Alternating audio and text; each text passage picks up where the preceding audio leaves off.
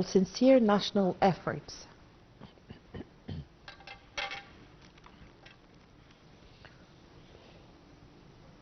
Well, to shed more light on this, we have the pleasure to have with us over the phone our dear guest, His Excellency Ambassador Medhat Meligi, former Assistant Foreign Minister. Good afternoon, Your Excellency. Good afternoon to you.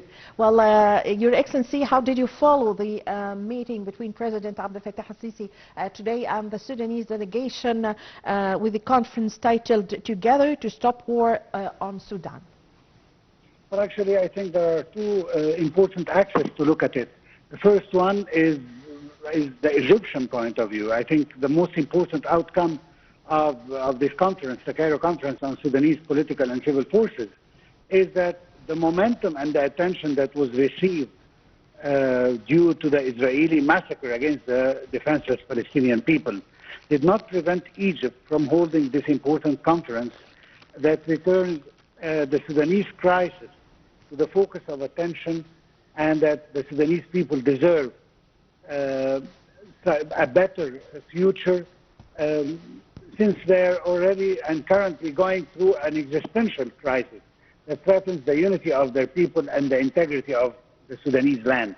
So I think this is the first point that has to be observed, that Egypt do not spare any effort in order to deal with the Sudanese crisis, especially that strategically, from our point of view, it's a very important issue that we have to tackle, no matter how important the eastern borders are facing.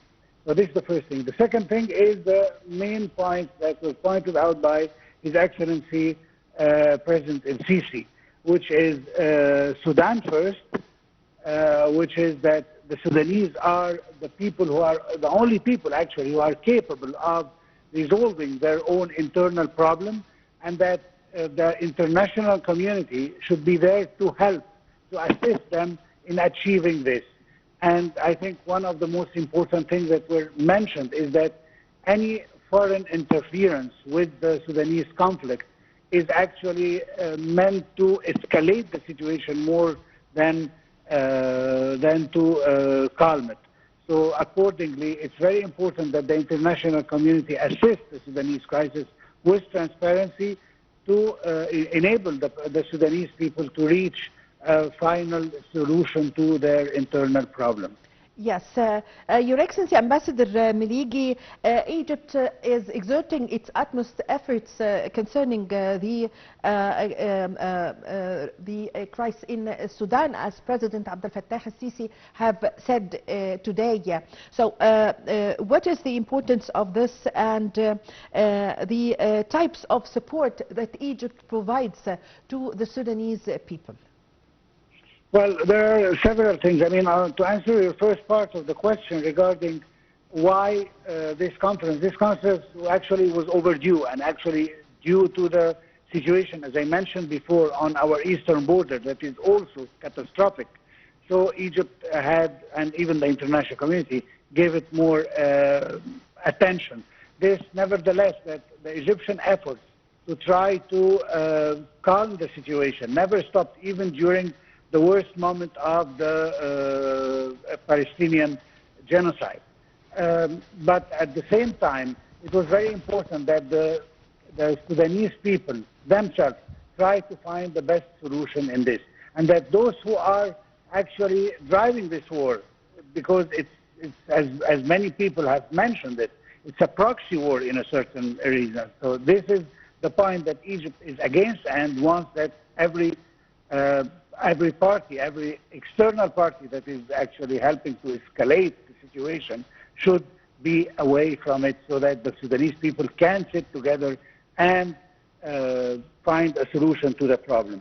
But to answer your second part of the question regarding what Egypt has done a lot. I mean, there is a lot of aid that's going to Sudan, although it's not having the same media coverage like other positions, but actually Egypt is helping the Sudanese people with a lot of foodstuff and medical aid, and there is a lot going on this front. Not to mention the number of refugees that we all know about.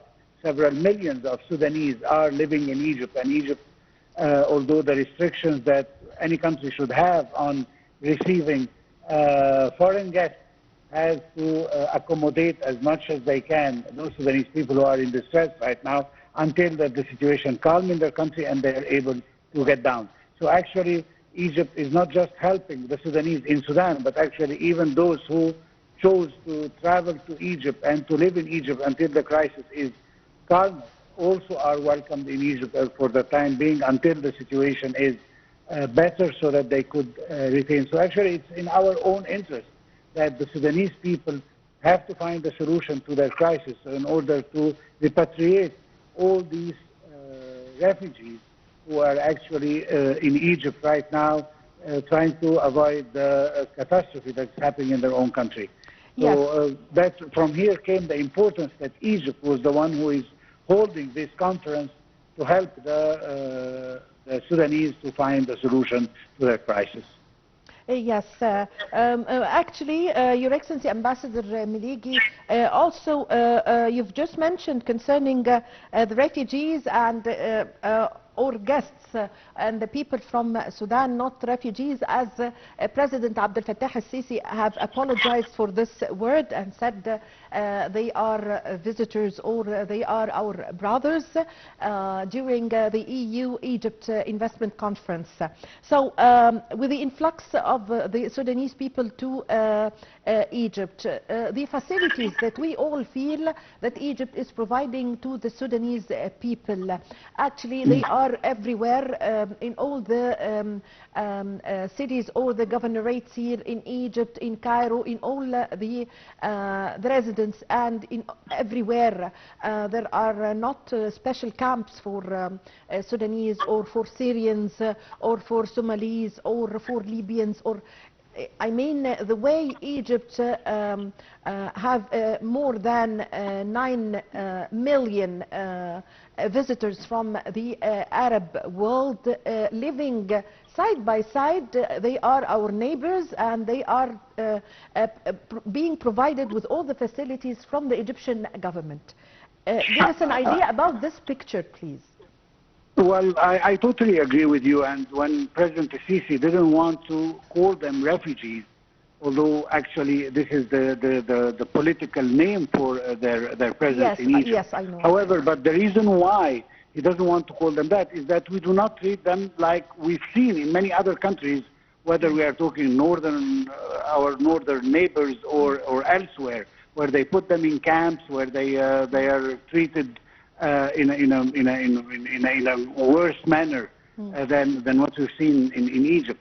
So this is the most important thing. This is why we don't want to call them this, because they are not living in camps. They are not just being provided some food. No, we let them try to live their life in a decent way, and at the same time respecting. And this is now what we are doing right now, is to force them in a certain way to respect the internal laws in Egypt and the local laws, and that they have to understand that their presence here they have to abide by our laws. This is one thing, but being mistreated or being dealt with it like that, actually this is not the situation.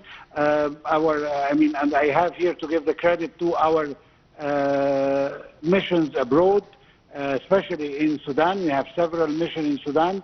So those missions are doing their utmost work, and I am in contact with some of our ambassadors and our consuls there, and the situation is really very hard for them, because actually the people keep pouring to the embassy and asking to be admitted in Egypt, and we don't have, and they weren't given any orders to stop giving visas for those people who needs to come for whether to be treated or to seek asylum, temporary asylum, until the situation resolves with all this.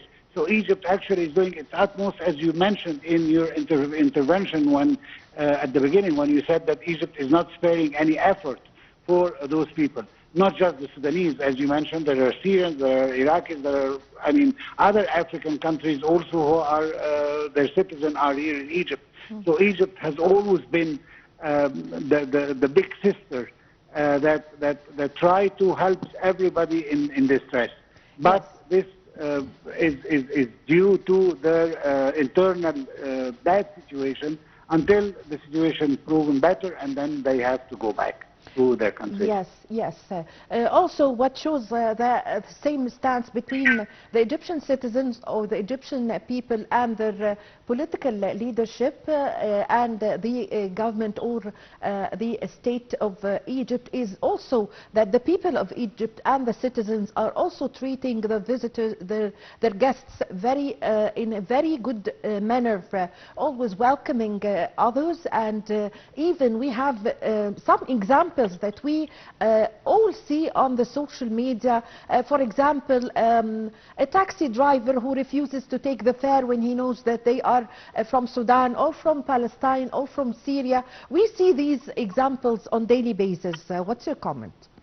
Well, my comment is very simple. Actually, I mean, we don't need even to give examples. I mean, if the situation was in any way, there is any mistreat of our guests in any way, they wouldn't have been still coming and asking to come the way I just described in my last comment.